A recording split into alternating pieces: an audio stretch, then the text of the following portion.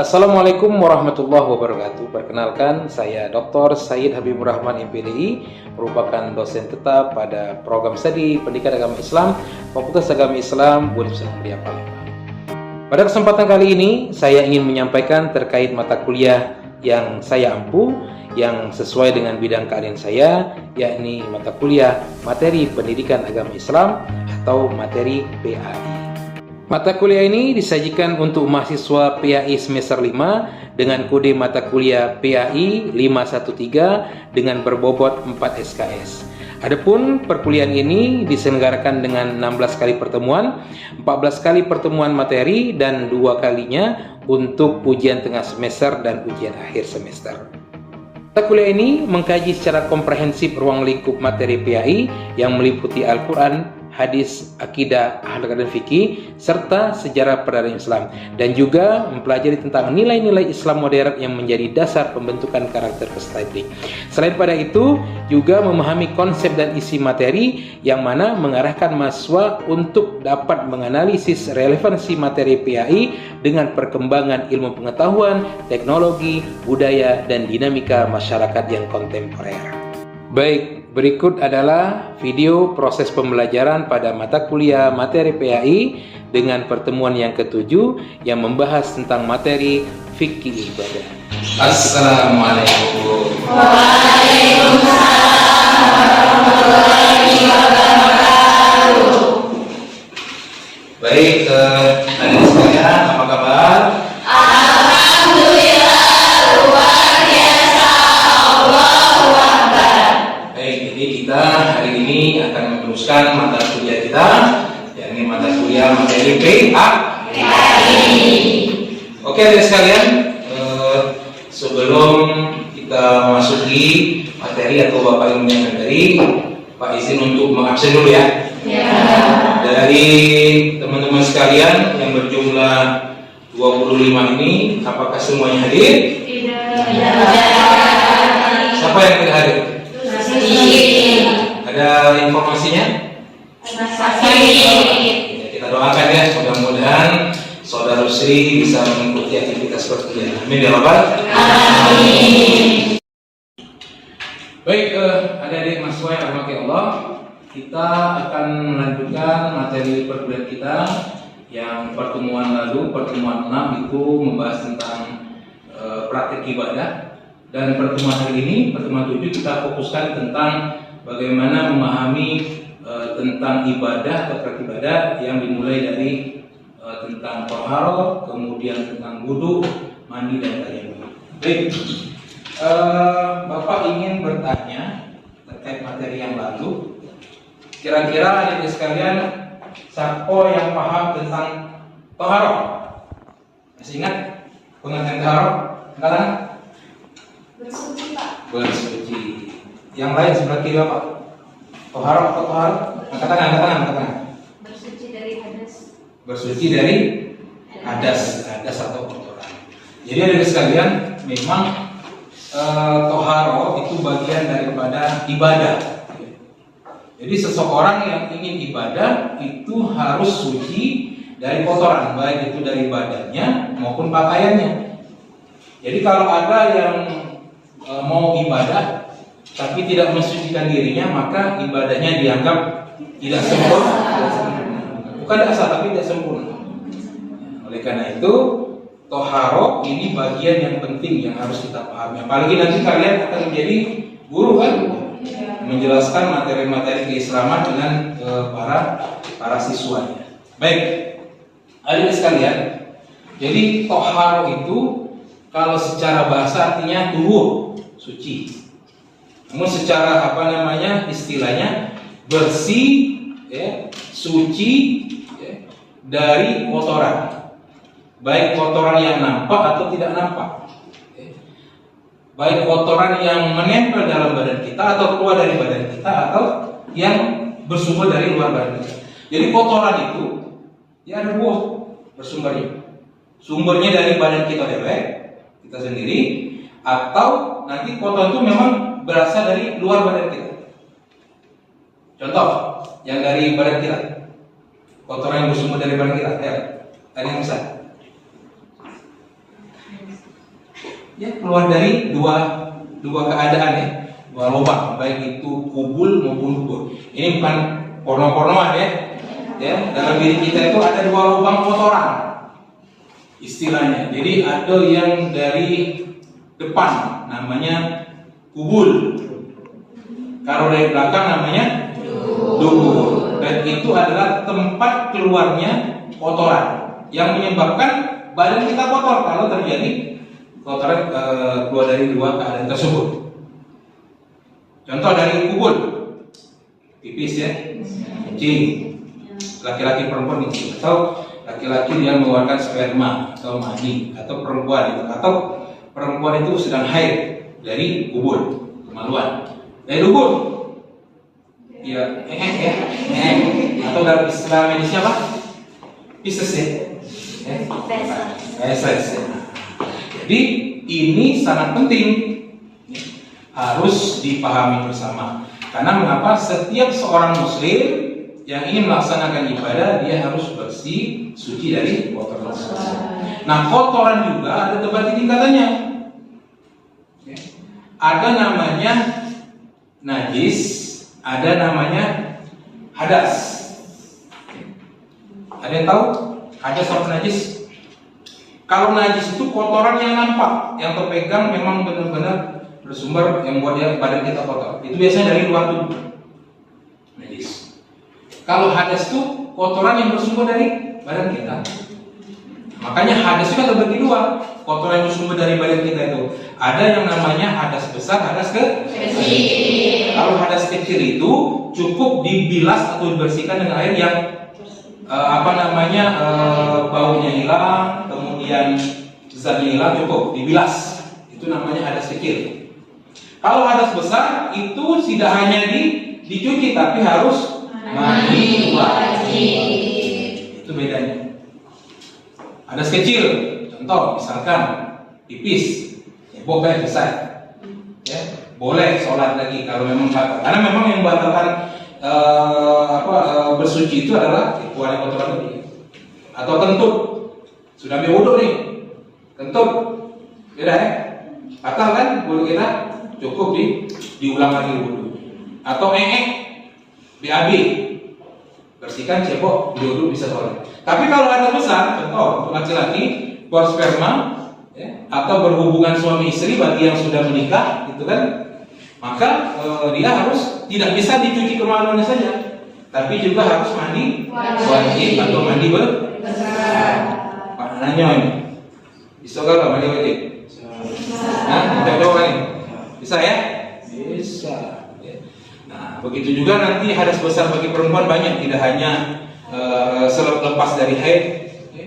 Bagi mereka yang melahirkan itu juga termasuk yang kena hadas besar, ya. Atau masuk Islam, ya. dari mualaf ya, itu juga termasuk yang besar. Baik, selanjutnya adik-adik sekalian, Pak ingin menyampaikan terkait makna daripada najis dan hadas tadi. Jadi najis itu adalah kotoran yang bersumber dari luar badan kita. Dan najis itu ya terbagi tingkatannya juga. Dalam hukum Islam, kompilasi hukum Islam. Ada najis yang ringan sekali. Itu dalam istilah fikih najis mukhaffafah. Kecil ringan. Nah, ini biasanya dicontohkan di dalam kitab-kitab fikih adalah kencingnya adik bayi laki-laki ini yang belum makan apa-apa kecuali air susu ibu atau ASI.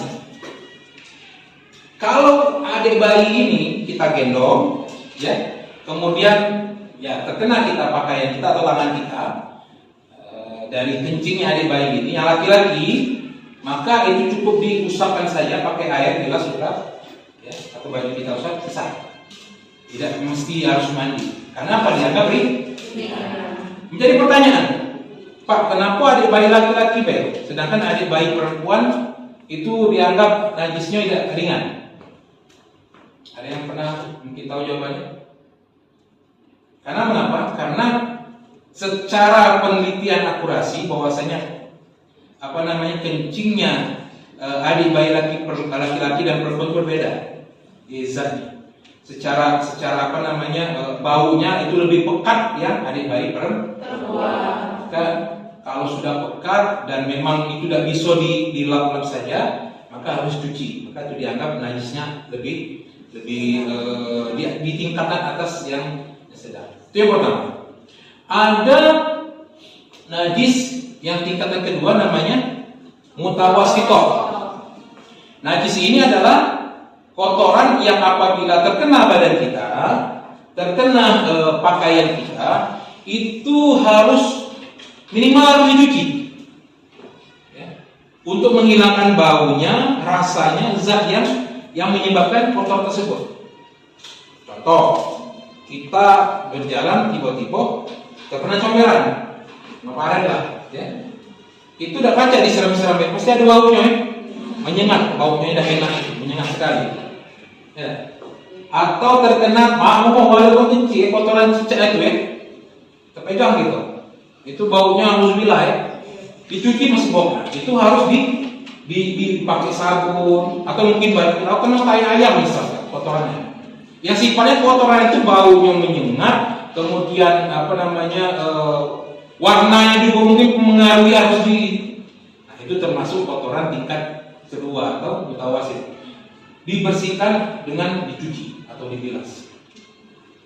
Nah, ada yang tingkatan ketiga, yakni kotoran yang namanya najis mughallazo, najis yang berat, yang mana dibersihkan, disucikan itu tidak hanya sekali cuci, tapi harus dengan 7 kali cuci dengan air, ya 6 kali dan 1 kalinya dengan tanah atau Oke, sebagai contoh, najis apa ya kotorannya? Air di ranjing atau ya bukan dikenal. Kalau terkena atau kena jilatannya, baik itu di tubuh kita atau di pakaian kita atau di tempat-tempat ibadah kita, maka harus cuci 7 kali ya. Salah satunya dengan tanah atau debu. Ditanya, Pak, kenapa harus itu? Ya memang itu perintah Tuhan. Ya, itu perintah agama. Tidak boleh kita tanyakan. Walaupun secara dunia kesehatan, kan ada sekarang ini zat atau obat atau sabun yang bisa menghilangkan segala kuman sekali cuci, memang ada. Tapi yang namanya agama, ya, tetap tidak bisa menghilangkan cara cucinya harus 7 kali. Oleh karena itu, ini penting. Kalau kita terkena najis harus dibersihkan. Begitu juga hadas tadi, ya, hadas kecil dan besar. Kalau hadas kecil cukup dibilas, tapi kalau hadas besar harus mandi wajib. Nah, kemudian tentu untuk membersihkan itu kan harus punya alat, namanya alat bersuci. Alat utama yang bisa mensucikan diri itu apa? Air yang mutlak, air yang memang dia bersih, suci dan dapat mensucikan. Banyak macam-macam air itu. Air ledeng, air hujan, air kolam, air sumur, air telaga, ya, air teh, air kopi, macam-macam kan? Nah, memang yang utama adalah air yang mutlak. Mutlak itu maksudnya suci dan dapat mensucikan. Maka di antara air yang mutlak itu pertama air hujan, kemudian air sungai, ada air laut, air telaga, ya, air sumur. Yang mana air itu memang secara kasat mata kita melihatnya memang bersih, tidak bau, ya, tidak ya aneh-aneh lah. Pokoknya kita rasakan ya secara naluri kita dibersih. Maka itu air mutlak. Maka air ini boleh digunakan untuk kehidupan kita sehari-hari, apalagi untuk membersihkan ya diri. Mandi bisa, masak bisa, minum bisa, gitu kan. Tapi memang ya, kita harus tidak serta-merta harus ngambil air gitu. Contoh ada pertanyaan, Pak, air sungai Pak, air sungai itu Pak kan mereka mandi di situlah, ya. Buang kotoran di situlah, bahkan ada sampah-sampah berserakan. Apakah itu dianggap air yang mutlak? Iya, tetap mutlak. Karena airnya Ya, jangan baik kita berada di tengah-tengah kotoran itu atau di pinggir kotoran. Ya. Maka kita tetap mencari tempat yang bersih lah seperti itu. Tuh. Ada juga air laut, Pak. Air laut kan asin, Pak. Apakah bisa? Jadi air laut itu air yang boleh dikatakan ya suci ya. Cuman karena kita saja yang nggak biasa terkena air laut, ya baru terkena sekali masih. Bagi orang yang tinggal di pinggir pantai itu, air itulah yang digunakan ya, mandi. Cuman mereka menyuling kembali, ya, menyuling kembali air laut itu dijadikan yang asin, awalnya asin menjadi tawar, dan mereka melakukan beberapa proses penyulingan. Bisa saja, karena mungkin untuk digunakan untuk masak, untuk minum, dan lain sebagainya. Kan? Jadi alat untuk bersuci itu yang keempat adalah air. Ada lain juga, alat yang lain. Apa contoh alat bersuci yang lain? Tanah ya boleh. Atau batu. Batu. Nah, jangan kamu BAB atau PAB batu boleh. Yang batu itu ukur kalau itu darurat sifatnya. Atau boleh dikatakan dalam kitab lain itu adalah memakai dedaunan-dedaunan yang kering. Nah kemudian ada di sekalian, air juga tidak ada yang semuanya mutlak. Ada air dalam bersuci itu yang memang ya, tidak boleh digunakan. Memang tadi ada dikatakan air yang suci tapi mensucikan. Tapi ada yang air suci tapi tidak mensucikan. Contoh, ya air minuman kemasan itu, air teh gitu, dia suci boleh diminum, tapi dia tidak mensucikan diri kalau untuk dipakai bersuci. Atau air yang terkena najis, seperti apa? Terkena najis, air bak tiba-tiba dimasuki tikus, mati tikusnya, ya, jadi bangkai, nah, airnya tidak kaca. Atau bahkan airnya tidak suci dan tidak mencucikan ini, maka harus dibuang. Pernah tidak terasa? Atau air ini tiba-tiba agak amis, ya? Kemudian agak berbau, berbuih-buih, ternyata tanpa kita sadari ada sesuatu yang masuk ke dalamnya. Bisa bangkai, bisa mungkin atau mungkin sabun di pinggir-pinggir bak itu ya, masuk sampo. Air rasanya itu tidak boleh digunakan untuk bersuci. Kenapa? Karena itu airnya kotor. Oleh karena itu ada sekali yang penting sekali ya, karena ini bagian yang tidak terkisahkan dalam ibadah. Jadi kalau ibadah kita itu mau dikatakan sempurna, ya awalnya juga harus sempurna. Bermula dari bersuci. Baik. Kemudian adat kita ya dalam bersuci atau bersihnya itu ada adat. Kalau kita masuk toilet, langsung masuk kamar mandi, itu jangan langsung masuk baik. Nabi mengajarkan masuk kamar mandi itu dimulai dengan kaki kiri. Kemudian baca doa.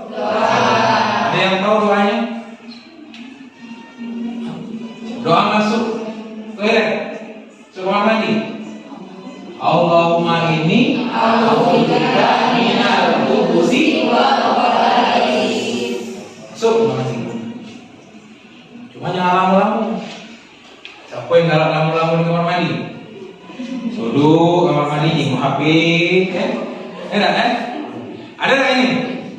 Setengah jam, ya? Mulai dari 5 menit, setengah jam, sejam. Nah, ya boleh. Kenapa? Karena kamar mandi itu, toilet itu adalah tempat yang kotor. Disebutkan tempat yang kotor itu adalah sumber sarangnya daripada penyakit.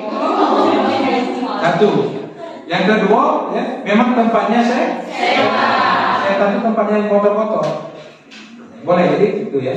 Nah di kamar mandi pun ya kita ya apa? Gunakan untuk membersihkan badan diri, mandi.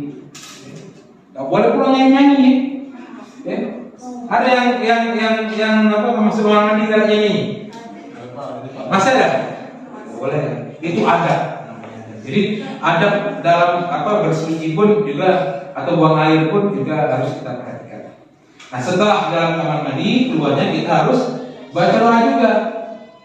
Dan kalau keluar dari WC toilet dengan menggunakan atau pakai kaki kah, dahulukan kaki kah? Dengan baca doa Gufronaka. Apa arti Gufronaka? Ya Allah, aku mohon ampun. Ini ya, jadi luar biasa. Ini agama kita memberikan pedoman pada kita bagaimana kita mentaati aturan agama dalam rangka membersihkan diri kita. Ya. Baik, adik-adik sekalian, selanjutnya adalah tema berikutnya, yaitu tentang tayamum, wudu, dan juga bagaimana cara praktek. Jadi wudu dan tayamum itu ya, adalah bagian terpisah.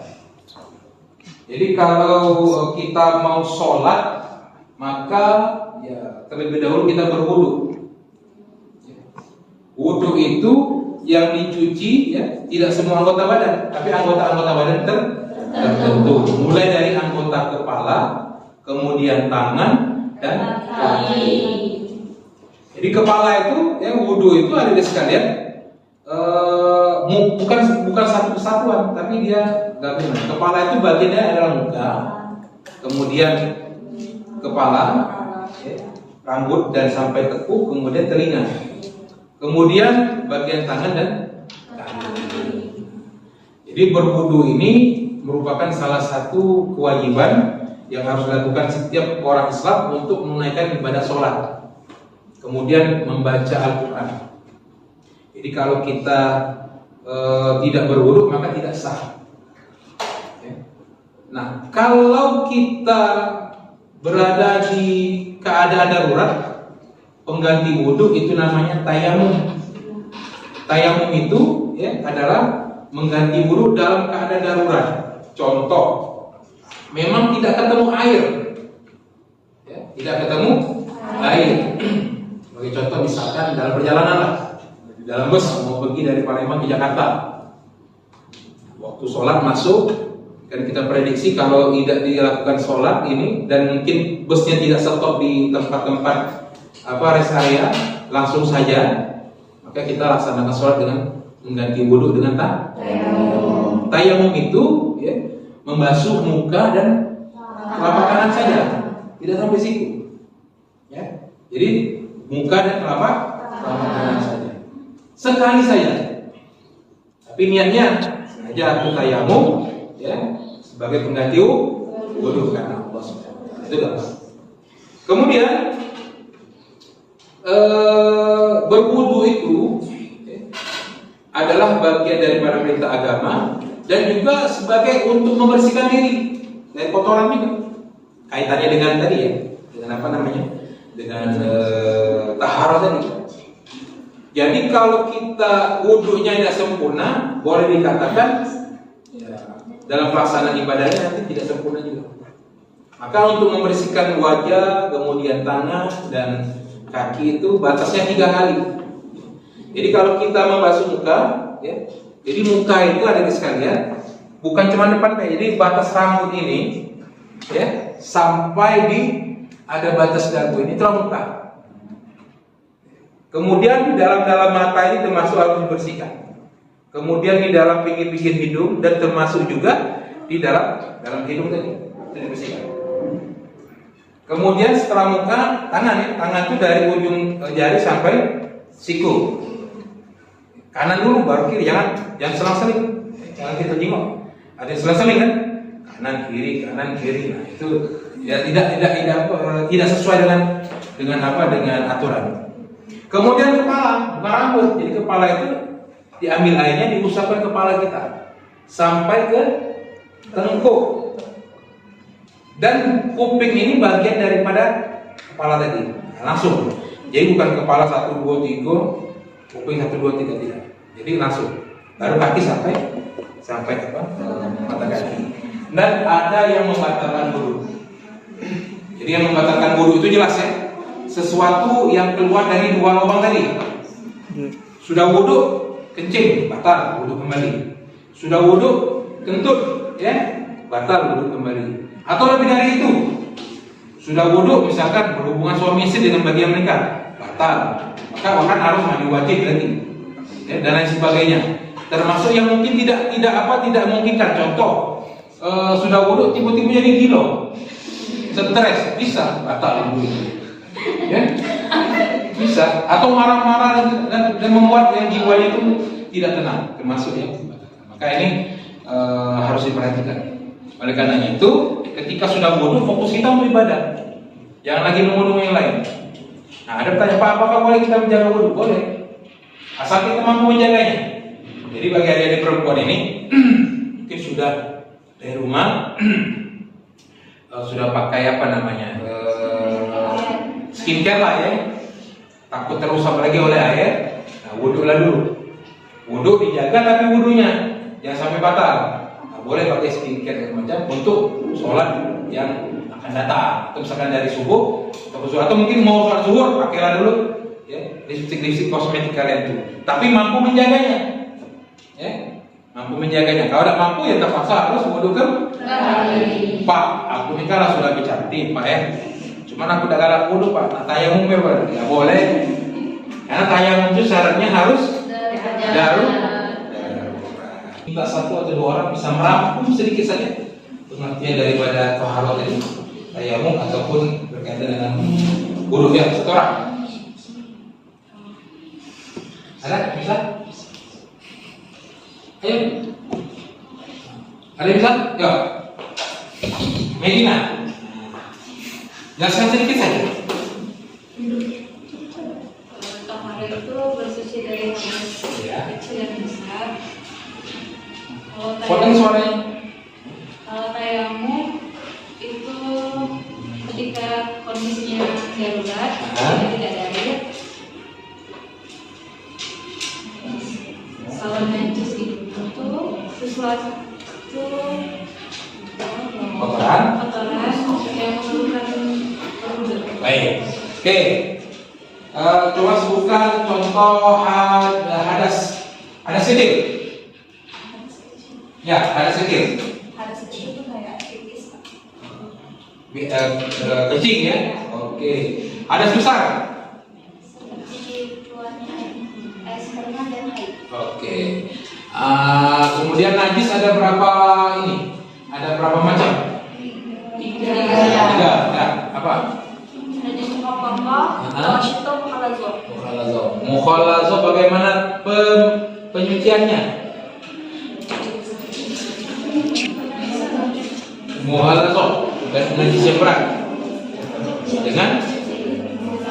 Dengan 7 kali. Baik, adik sekalian, saya kira itu saja pertemuan kali ini. Mudah-mudahan apa yang Pak sampaikan bermanfaat untuk kita semua. Dan kita tutup dengan melafazkan hamdalah. Alhamdulillahirabbil alamin. Dan mengakhiri, assalamualaikum warahmatullahi wabarakatuh.